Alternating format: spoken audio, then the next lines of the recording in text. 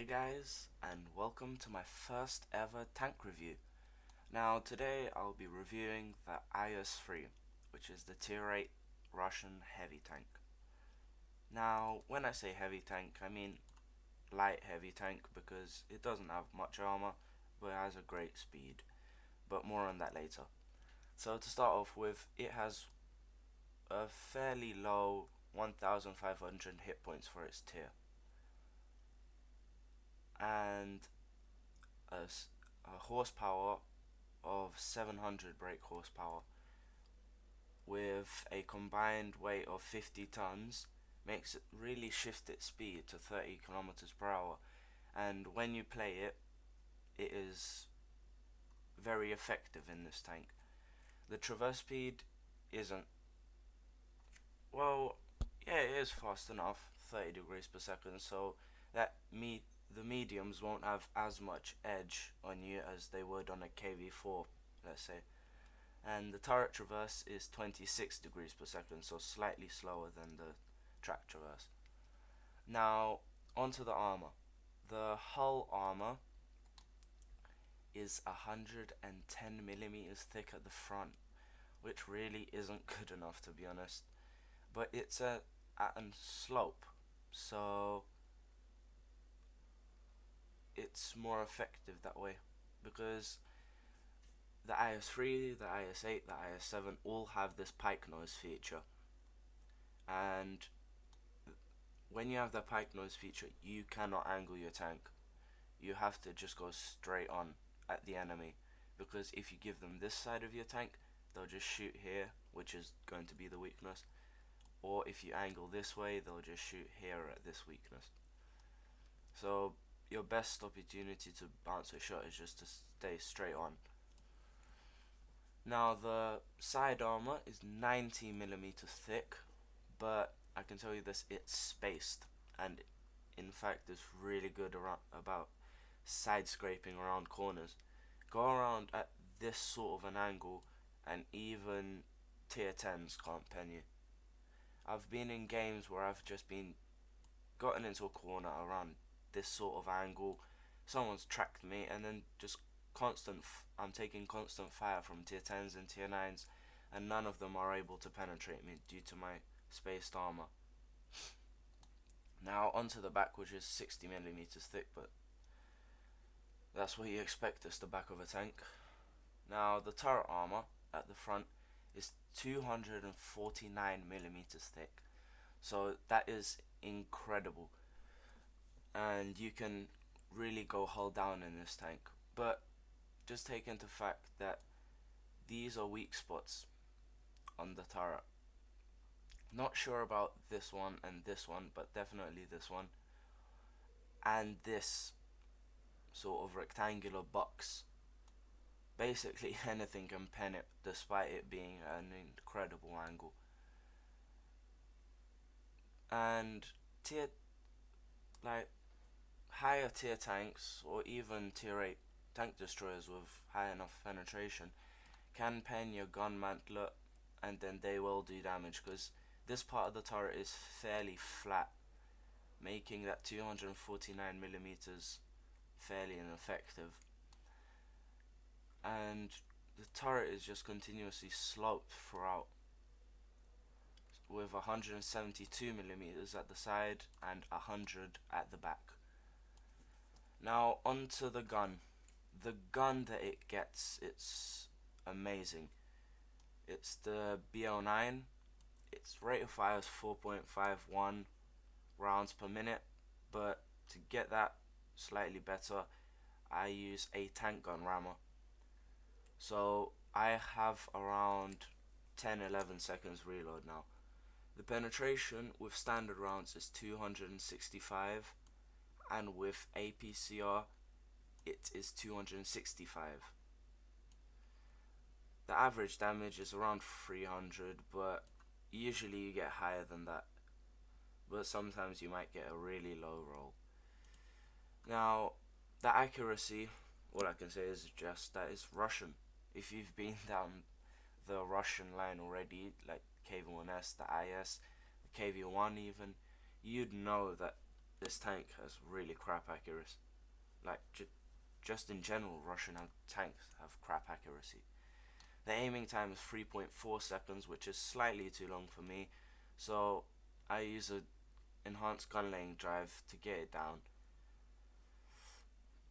Now, its view range is 350, which isn't so great, but not that bad, and the signal range is 730.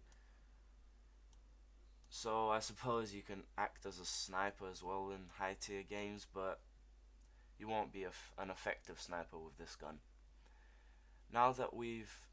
Oh yeah, just to mention as well, the ammo rack on the IS-3 is very large. It's here on this part of the tank, and here on this part of the tank, and even on the turret, on either side of the turret around here.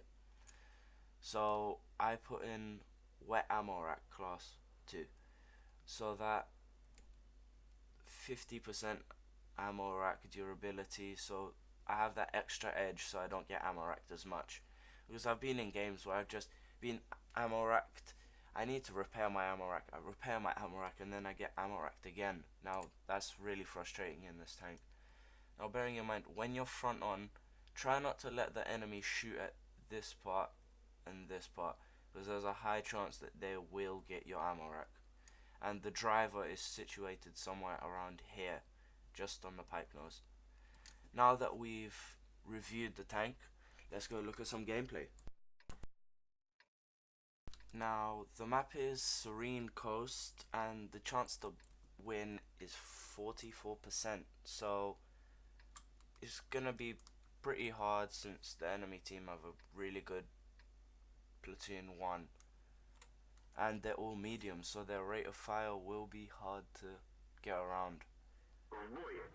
Now basically what this replay is about is defying the odds. Basically, never listen to what, no matter what percent chance your XVM gives you, try your best. Now, I don't think of myself as a great player.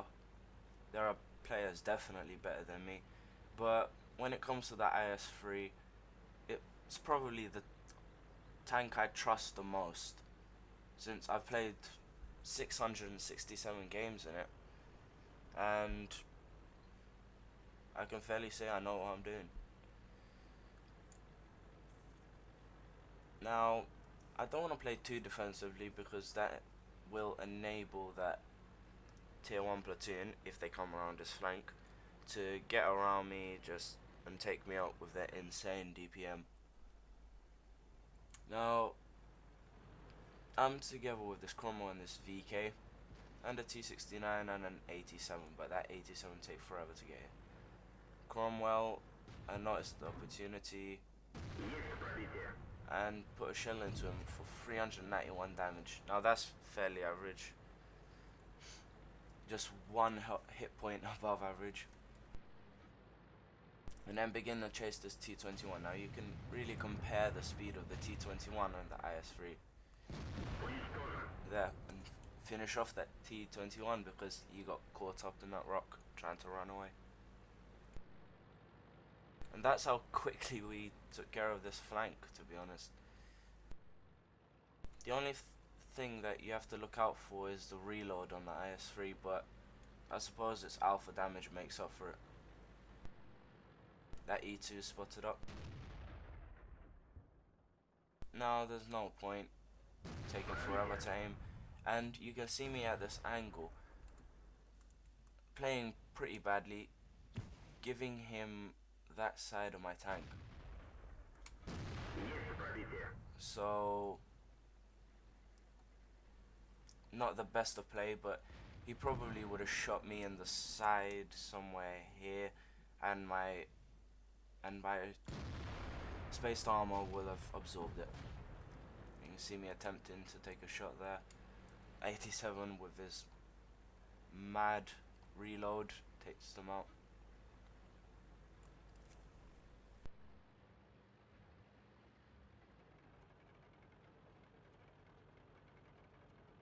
But so far through throughout this game I've just been getting average rolls, to be honest. 391, 385, 398. So not as happy as I could be. Now in the IS-3 it doesn't get much ammo either. So when you're getting into those longer games where like 13, 14, 15 minutes, take your time, take your shots carefully. I'm aiming in on this IS-3. Even though I don't see a silhouette, I know that I can shoot for a bunch of wood. Since the latest update, you can shoot through objects like trucks and walls. That T-69 popping out, I track him out in the open and do 391 damage to him. Just constantly average rolls for me throughout this whole game. Now I'm trying to push up. You can see my speed working there. I'm trying to get to that IS-3, but no, he gets killed. Then I noticed this object 416. Now he's in the platoon and there's one platoon mate of his that's still alive, so he should be somewhere nearby. Now of course the object 416's silhouette is really small, so it's really hard to hit it. Aiming in, don't want to mess up my shot, trying to give it lead. Don't even fire and someone on my team takes him out. That STA popping up, as I said. I missed my shot, so I took it clutch. Thing is, in this tank, you shouldn't take clutch shots that often because it's not reliable. And there we are, put a shot into that SDA's turret, but receive a hit from Arty right directly on my turret. But it also reveals the enemy Arty. Now, I know this IS-6 won't be able to penetrate my turret, so in a hold down position like this, I am safe, definitely. Just see the shot bouncing off my mantlet there, and another shot bouncing off of here. Now surprisingly, despite it having Russian accuracy, I managed to hit that shot on the move, and with a roll like 412, you can start getting the damage in the IS-3. The IS-6 pops up, kill him on the move again, and that concludes the replay. Now, I hope I showed you how to play the IS-3, showing you a few little tips on how to play it and even how to own it when you come up against it in battle.